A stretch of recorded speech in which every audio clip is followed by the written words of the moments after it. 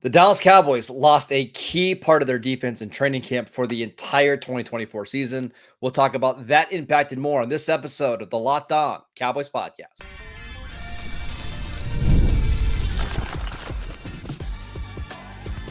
You are Locked On Cowboys, your daily Dallas Cowboys podcast. Part of the Locked On Podcast Network, your team every day. Welcome back to the Locked On Cowboys podcast, part of the Locked On Podcast Network, your team every day. We'd like to thank you for making us your first listen of the day. Today's episode is brought to you by FanDuel. Make every moment more as the playoffs wind down. The sports stop sporting the way we'd like them to. But this summer, FanDuel is hooking up all customers with a boost or a bonus daily. That's right. There's something for everyone every day, all summer long. Just visit FanDuel.com/lockedon to get started. Welcome back. I am your host, Marcus Mosher. You can follow me on Twitter at Marcus_Mosher.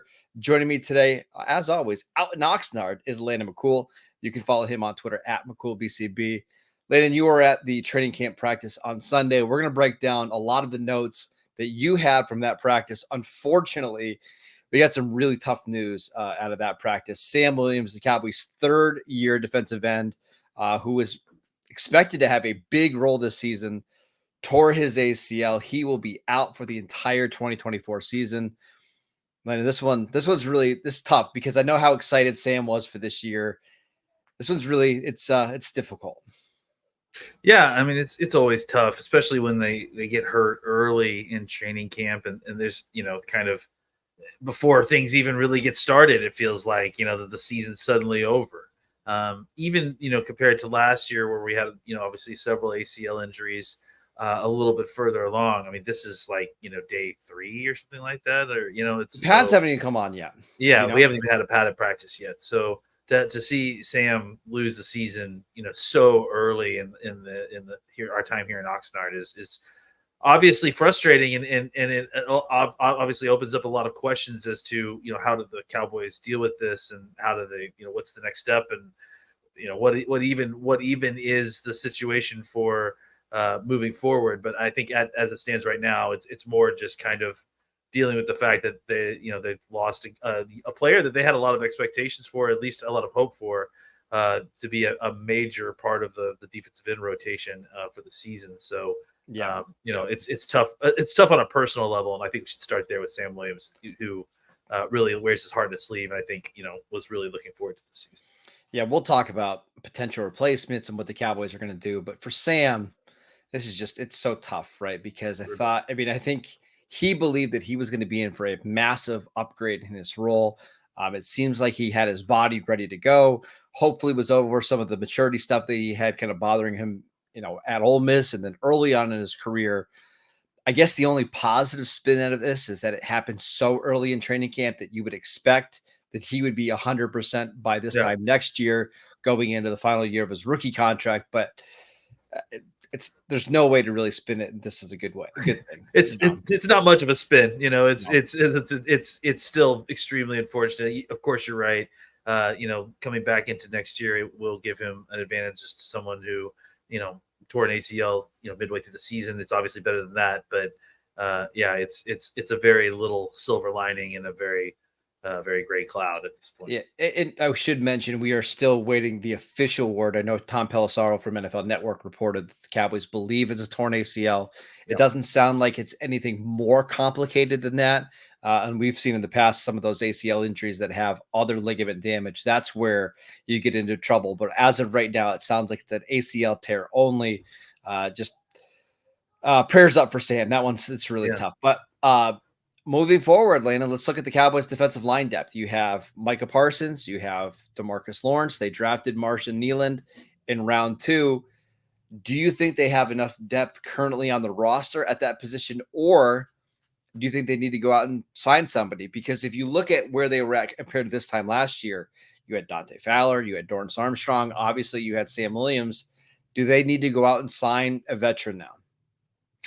I certainly wouldn't be shocked if they did. I think you're going to maybe give Golston a couple extra snaps out there. You're going to see what Fajoku can give you is a little bit of a defensive end, though he's been playing a lot of defensive tackle, it feels like, mostly. And yeah, I think, I think there was a high probability that they were going to look at a defensive end, veteran defensive end, maybe at the end of training camp anyways, even if Sam was healthy, just to kind of have another body in this rotation. So that just moves that timeline up, I would say, a little bit. I think, ultimately you're going to try to cobble this together with a combination of a veteran out on the street, maybe someone you could sign, and then, maybe someone you have internally that can kind of give you some extra pass rush snaps. I think maybe you just are going to, rely a little bit more on Marshall Needland than you expected.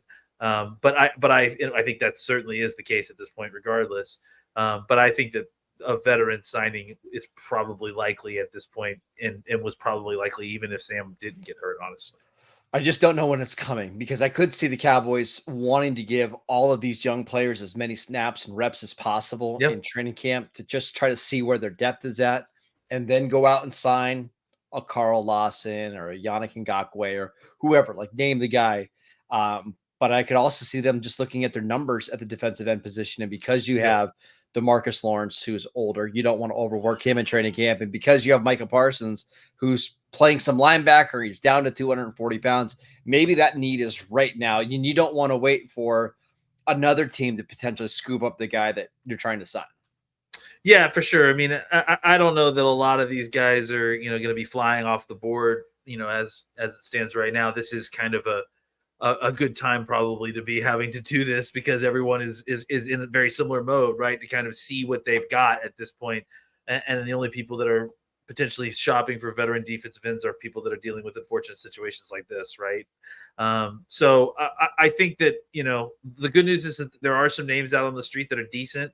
And I think that, when we're talking about the scope of what Sam Williams' responsibilities were on this team, I think that the veterans that you sign off the street could probably handle that situation in combination with the guys you have on the roster. But either way, it's obviously not ideal. You had more hope for Sam Williams to be an exceptional player, not just a third defensive end rotational guy, a guy that you actually wanted to feature. There was that hope going into the season. And so obviously now you're just hoping to get, somewhere close to Sam Williams level replacement, production from whoever you sign. The hardest part of this is you look at their current roster of pass rushers, right? Between DeMarcus Lawrence, Marshawn Nealand, Junior Fajoku, Chauncey Golston, Tyrus Wheat, if you want to count him, like, those are all bigger power rushers.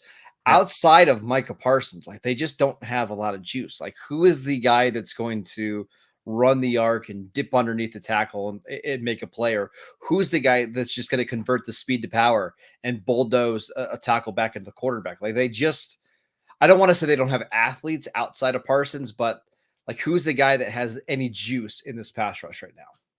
Well, I mean, the good news there is that you're dealing with Mike Zimmer, who's kind of used to, not having to have this. He's used to bigger defensive ends a little bit. So, you're not wrong. Absolutely. And I think that as far as like absolute speed pass rushers, it's not a very deep bench outside of Micah Parsons. But I also think that, based on what I saw in practice today, from Zimmer, there's going to be guys coming from all kinds of different directions. They're going to be able to get people to the quarterback without having to just rush forward. So I guess what I'm ultimately getting at is that the need of having the huge deep bench of endless pass rushers, because you're specifically rushing 4 and dropping 7 each time, I think is going to be mitigated a lot by the things that Zimmer is going to be doing. So maybe you also get some relief from Zimmer X's and O's here. Hopefully. It's a big bummer. I feel terrible for Sam. But the Cowboys, the only positive thing here is that it happened now rather than like in week 1 or a couple weeks before week 1. That gives you a little bit more time to come up with a contingency plan here for Sam Williams. But nothing else good about this situation at all. Landon, let's talk about some of your notes from training camp, including a rookie offensive lineman playing with the first team. We will get to that next. This episode is brought to you by FanDuel. Listen, I love sports. I love them so much. I never want them to stop. But as the playoffs wind down, we just have fewer and fewer games to watch on TV. And the sports just aren't sporting the way that I'd like them to. But FanDuel lets me keep the sports going whenever I want. All I have to do is open the app and dream up bets anytime that I'm in the mood. And this summer, FanDuel is hooking up all customers with a boost or a bonus daily. That's right. There's something for everyone every day, all summer long. So head over to fanduel.com and start making the most out of your summer. Go check out some of the Olympic lines. You can go bet on something like, I don't know, LeBron James to be the MVP of the basketball tournament. You can go bet on all of the great sports happening right now with FanDuel, the official sports betting partner of Major League Baseball. Welcome back to the Locked On Cowboys podcast. Are you watching Fox Sports or ESPN on your TV all day? Are you having to turn down the volume because of all that shouting? Make the switch to Locked On Sports today, a free 24/7 sports streaming channel program for you every day to bring you the biggest stories without all that unnecessary screaming. Locked On Sports today brings you can't miss analysis, opinions, and news, streaming 24/7 on YouTube or the free Amazon Fire TV channels app, part of the Locked On Podcast Network. Your team every day. All right, Landon, you are out there at Oxnard watching practice. I want to talk about the offensive line because I know there's so many people that have questions about the offensive line. Tyler Guyton was with the starting unit. Now, again, this is a pretty light practice from what we heard. Yeah. But how do you think Guyton looked from the time that you saw him today? I mean, it looked fine. I think, again, it's tough to put a ton of weight into stuff right now without pads, especially the offensive and defensive line. It's just, I mean, really, as far as like,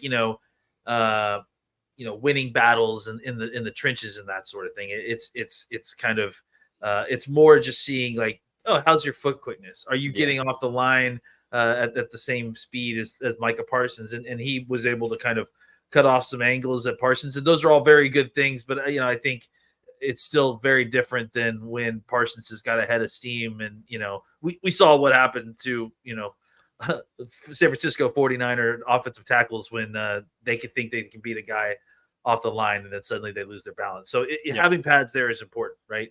But I mean, so far so good. The fact that he's out there already with the ones is a good sign, and that he's moving well, and he certainly looks the part, and he is moving with confidence. That's the thing, is you worry sometimes that with these tackles that their heads are spinning a little bit, but he looks like he is at least aware of what he's supposed to be doing.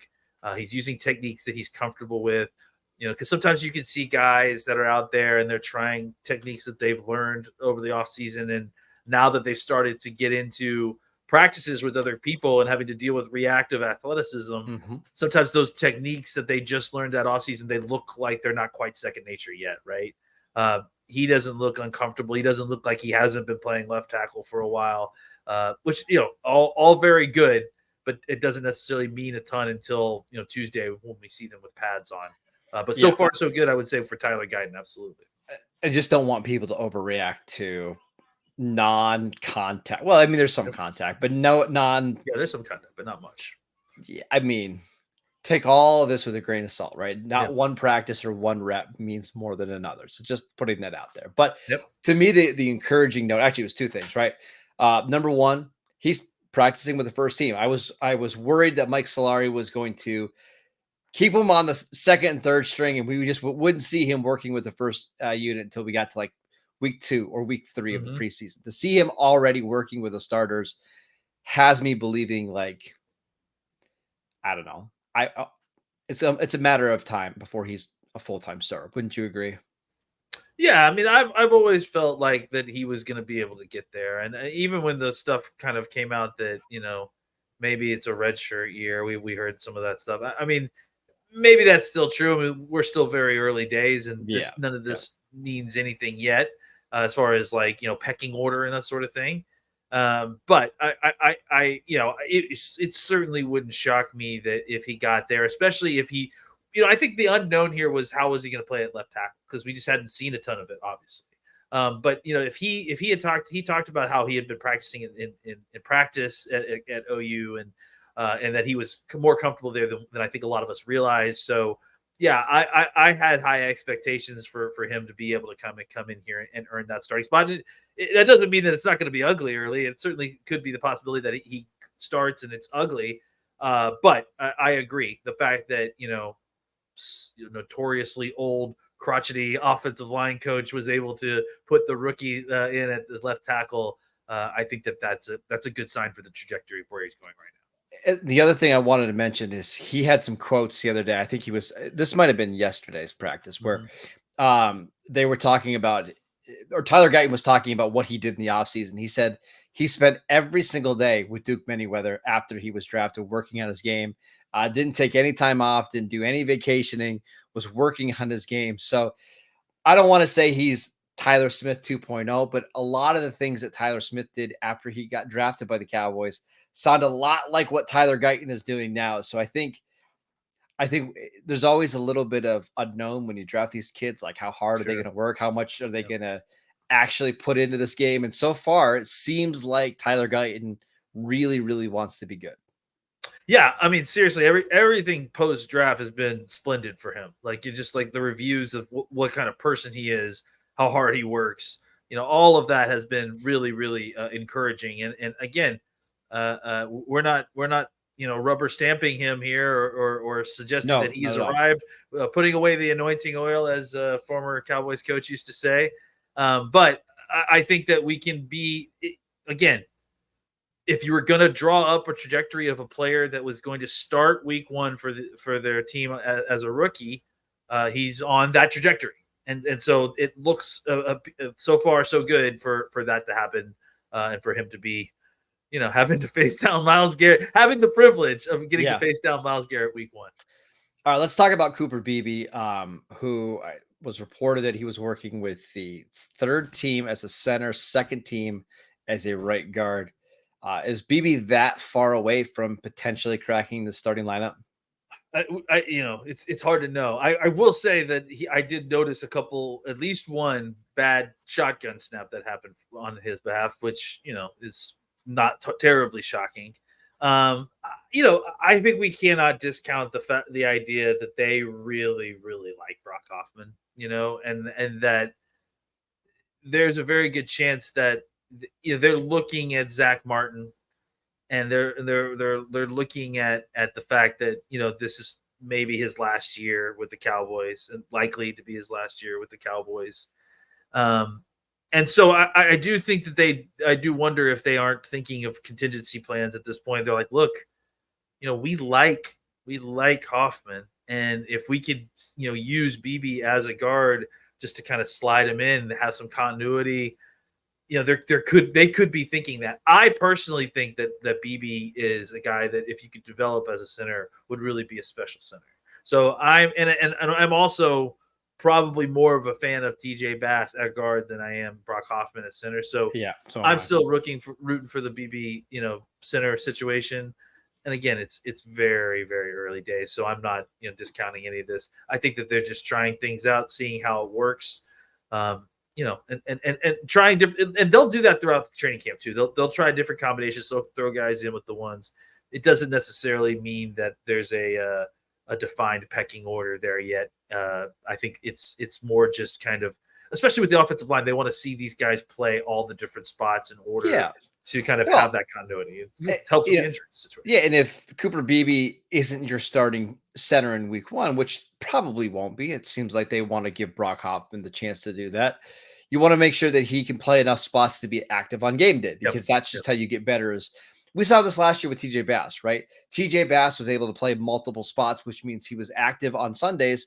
And there were games last year where either the Cowboys were up a lot and Bass got to play, or there were injuries that happened. And that's how you get on the field, and that's how you play. So I won't be surprised if that's kind of the plan for Beebe, like maybe the first half of the season is like, hey, let's have him learn these couple positions, figure out which ones he's best at, and kind of move forward from there.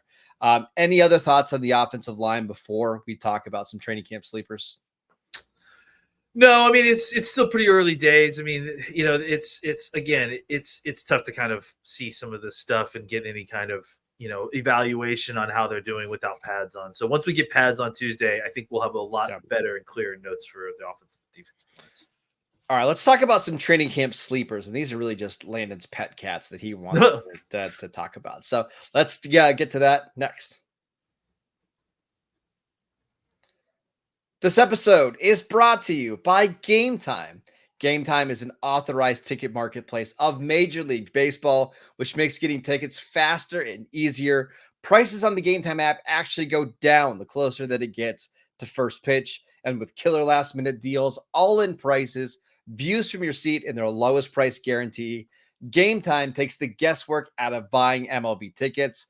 You can save up to 60% off buying last minute tickets for sports, concerts, comedy, and theater events near you, and save even more with exclusive in-app deals on select seats ahead of the game of the event. And get this, you can save even more when you choose a section and let Gametime choose your exact seats. Take the guesswork out of buying MLB tickets with Gametime. Download the Gametime app, create an account, and use promo code LOCKEDONNFL for $20 off your first purchase.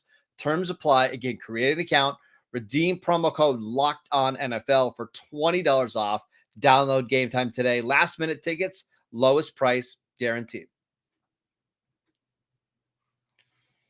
Welcome back to the Locked On Cowboys podcast. Everydayers, we will be back on Tuesday with more notes from training camp. Landon will be out at the training camp practice on Tuesday afternoon. So we've got just lots of training camp coverage for you. But Landon, I want to finish up here by talking about some guys that stood out to you that maybe are going a little bit under the radar, including a certain receiver. Yeah, Uncle Baby Billy Johnson, as I call him, Tyron Billy Johnson, had a couple of really big plays today, and just like was easily getting behind the defense. Has this real kind of easy speed. Someone brought it up not too long ago. It's pretty crazy that I think he has the third most receptions on the roster in the wide receiver room. I mean, probably crazy. Right. I mean, I think it's right because he's a fifth-year veteran, and he played for Kansas City for a couple of years, and look, he was all throughout the day just making catches in the middle of the field. He caught at least one really long bomb from Cooper Rush for a touchdown during 2 minutes, I think it was. So yeah, I mean, just kind of really making himself known. We talked about potential sleepers and before training camp started, and I mentioned him a long time ago. And then we had talked about some of the Jalen's, but he more than I think, from what I've seen, everybody else was really kind of just making a bunch of splash plays. I think I saw Tolbert notice he made a couple of really nice grabs as well, but Billy Johnson was just a guy that was really kind of stood out for someone that isn't necessarily a household name, as far as the wide receiver depth goes. I was going to just mention really quickly, you look at their wide receiver core. CeeDee Lamb doesn't have great speed, but he's not an issue. Brandon Cooks does. Jalen Tolbert doesn't. Jalen Brooks has long speed, but I wouldn't necessarily call him quick. Cavante Turpin has speed, but he's really more of a gadget player. Like, they just, outside of Brandon Cooks, don't really have that receiver that can stretch the field. And that's where Tyron Billy Johnson could potentially have a role in this team. Like, if you want another receiver that can kind of do a Brandon Cooks impersonation, right? Yeah. I think it's probably Billy Johnson. Yeah. I mean, clearly he has that kind of just very easy acceleration. It's surprising. He's kind of wiry. I do think that, and again, he showed you a little bit something, at least he did to me, in the middle of the field as well. So he's not just a deep threat guy. He can do a little bit of stuff in other areas of the field as well. So just a guy to kind of keep an eye on. But I mean, if he keeps having practices like today, and I think even the last practice, he's going to be someone it's going to maybe hang around. I don't know if he's going to make the roster necessarily, but maybe he's a guy that, is on their practice squad with the new rules and everything. And it's just around the team and potentially someone who actually ends up playing for the Cowboys in a couple of games this year. Who else do you got? I mean, not much of a sleeper because he was a draft pick, but Kalen Carson was really, really good today. I mean, I think the interception was widely broadcast all over social media, but even before that, I noticed a couple other PBUs that he had during practice was just very sticky. Someone was pointing out he isn't playing very much nickel. In fact, I didn't even notice him. He may have played a couple of snaps in nickel, but I didn't notice any. He's mostly playing on the outside.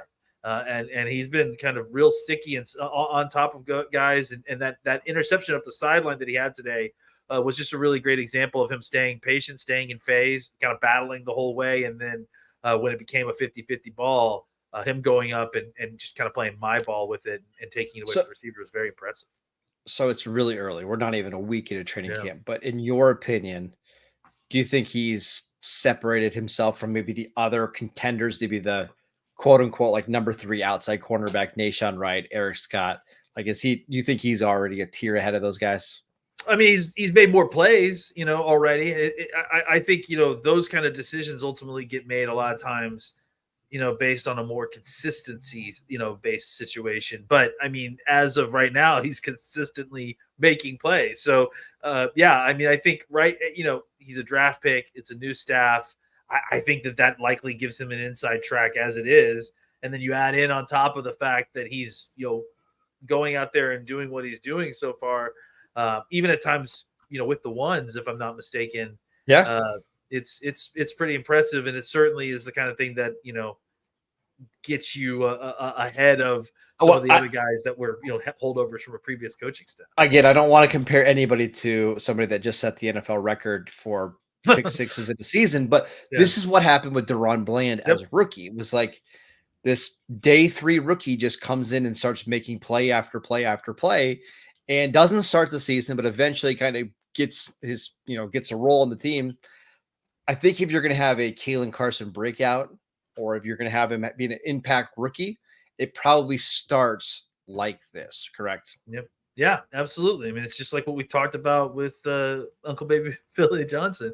It's, like you got to start somewhere, and it's good to start early in these practices. And if you can kind of hold it up throughout the practices, guys like, I mean, Carson's a draft pick, so he's on a different kind of tier. But it's still a 5th round draft pick, though. I mean, it's exactly. not like a guaranteed draft guy. pick.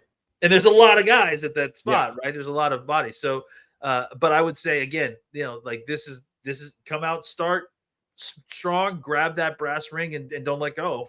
And that's a great way to make this roster and to kind of get a role in this team. Certainly to open the coach's eyes to your ability to be a contributing member to the squad. I just want to ask you about Jalen Tolbert really quickly, because I saw a lot of people today thought he was one of the biggest winners from today's practice, which is interesting because I think a lot of people assume that he was one of the biggest winners from the first practice. I saw Clarence Hill said that the hype is real. I saw Albert Breer, who was out of practice today, said Jalen Tolbert looks significantly different than he did at this time last year. Again, I'm prefacing this all with it's a very light practice and we are a weekend, but how did Jalen Tolbert look to you? I mean, he looks like, I think the difference is the confidence, right? Like I was gonna say the jersey number. The number 1 makes him look really cool. Hey, I mean, it's a great jersey number. Listen, I mean, it takes confidence to take number 1. Like, hey, I got to tell you, man, point. That it takes a level of confidence to go in there and say, hey, I want that number 1 jersey. I'm the number 3 wide receiver on this team. And look, I think he is operating as if he's, he's in charge. Like that CD's gone and he's holding it down like while CD's gone. So he's operating as like, oh, I'm the leader. I'm the guy that's out there. I mean, Cooks is that guy, obviously, but he's operating as Cooks is, number 2 essentially, right? And so I think, again, a lot of what these guys do is physical and about kind of, practice and getting who's bigger and stronger and faster. But I think that the level of confidence that he's gotten from just being around Brandon Cooks these last 2 years and having him kind of just, glom onto him with kind of positive messages and belief in himself, I think it's really rubbed off on Tolbert. And I think that that's the difference. He's always been an incredible athlete. I think last year he became a good wide receiver. Now he's starting to put it all together where I belong here. I'm here every single day. I'm with Dak every single day. This is not abnormal. This is normal to me now. And I think once you start believing and seeing yourself as that kind of wide receiver and you can play in this league, that's when your athleticism really starts to shine through. And I think that's likely what we're going to see this training camp from Tolbert. I saw a catch that he made on a slant where a ball was thrown way Yeah, behind him, yeah, and he just made it look effortless, and then caught the yeah. pass, turned upfield, made a play. So really excited to see what Jalen Tolbert looks like in year 3. I'm really excited to hear the rest of Landon's practice notes on tomorrow's podcast. Make sure you're downloading the podcast wherever you get your podcasts. We are free and available on all platforms. Go check out the show on YouTube.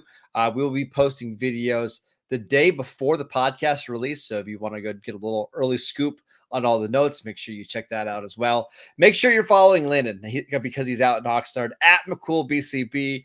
I'm at Marcus_Mosher, and we will see you right back here tomorrow.